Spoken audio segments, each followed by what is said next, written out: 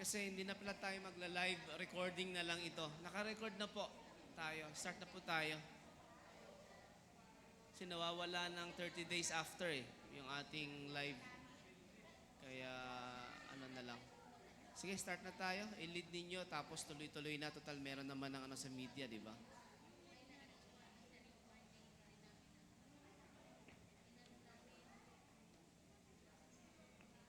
Uh, all stand to start our classes today. Sige po, let's pray. Heavenly Father, we thank you, Lord, for this day. Marami pong salamat, Lord God, for another day, Lord God, opportunity of learning from your word. Lord, continue to be with us this afternoon. Lord, patuloy niyo po kaming bigyan, Lord God, ng wisdom. Lord, open our hearts and our minds, Lord God, sa aming mga pag-aaralan sa araw na ito, Panginoon. Lord, let your presence be with us para mas maintindihan pa namin, Lord God, yung mga books, Lord, na aming pag-aaralan. Lord, marami pong salamat sa kalakasan, sa good health ng bawat isa ngayon. In Jesus' name we pray. Amen. Amen. Okay, good afternoon po sa bawat isa. So we are from the group 2 and we will be reporting or present to you the books from Hebrews, James, and 2 Timothy. First Timothy. Okay. First and Second Peter pala. Okay. So, let's start from the book of Hebrew. Ayan. So, Hebrew. Sino ba ang sumulat ng book of Hebrew? Ayan. As for the author of the book of Hebrew, nung mga unang panahon, ina-assume nila that this book is written by Paul. So, pinaniwalaan nila ito up to the 3rd century na ito ay sinulat ni Paul. But nagkaroon ng further study and hanggang ngayon hindi certain ng mga scholars kung sino ang nagsulat nito. So the author of the Hebrews is still unknown. But ito yung mga clue doon tungkol sa nagsulat ng Hebrew. Kilala niya si Timothy. Ayan. So according to verse 13:23, he was not an eyewitness of Jesus. So hindi niya na-meet si Lord, hindi niya face to face na nakita ang Panginoong Jesus. And then the letter was probably written before AD 70. Ayan. So early manuscripts bear the title to the Hebrews, which reflects the ancient assumption that it was written to Jewish Christian as well as the Gentile Christians. So who previously had been drawn to the Jewish religion. So, yung mga scholars, na-confirm nila na hindi si Paul ang nagsulat nito because of different literary style. Magkaiba yung style ng pagsusulat nito doon sa way ng pagsusulat ni Paul sa mga letters. And then yung emphasize niya sa theological perspective. Ayan. So yung purpose ng Hebrews has two primary purposes. Number 1 is to encourage the Christians to endure and to warn them not to abandon their faith in Christ. So the author encourages faithfulness sa mga Christians, hindi lang sa mga Jewish, ganun din sa mga Gentiles, love and sound doctrine. So he does so by carefully teaching the Old Testament in light of God's revelation in Jesus Christ. Sige po, next po. Ayan, so yung outline nito yung summary ng content ng Hebrew. Number 1, Jesus is superior to angelic beings. So, ina-emphasize dito na si Jesus is mas mataas doon sa mga heavenly beings.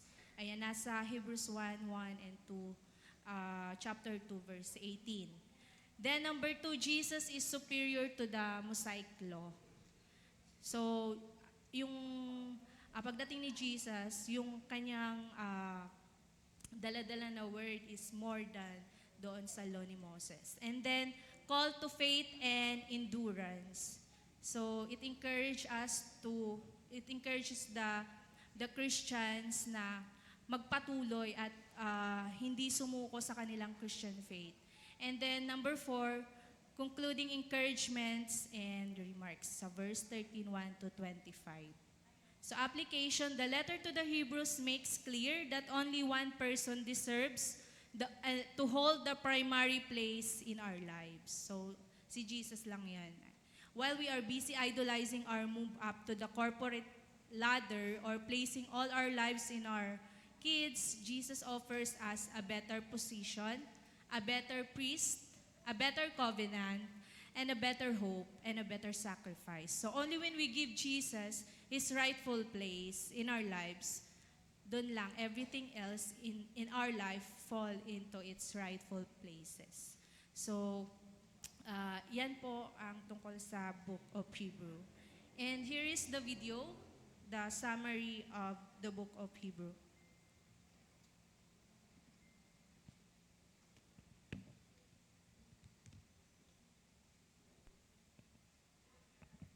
Ang sulat sa mga Hebreo. Hindi kilala kung sino ang sumulat ng liham na ito. Matagal nang pinag-iisipan ng mga tao kung isinulat ba ito ni Pablo o ng isa sa mga kasama niya sa paglilingkod tulad ni na Bernabe o Apolos. Pero talagang hindi natin alam. Sa Kabanata 2, malalaman natin na personal na kilala ng sumulat ang mga alagad na nakasama mismo ni Jesus. Kaya alam natin na ang pundasyon ng sulat na ito ay ang turo ng mga apostol. Hindi rin natin alam kung para kanino talaga ang sulat na ito o kung saan sila nakatira. Kilalang kilala sila ng sumulat at alam niyang malalim ang alam nila tungkol sa mga kasulatan sa Lumang Tipan, lalo na ang daloy ng kwento sa unang 5 libro ng Biblia.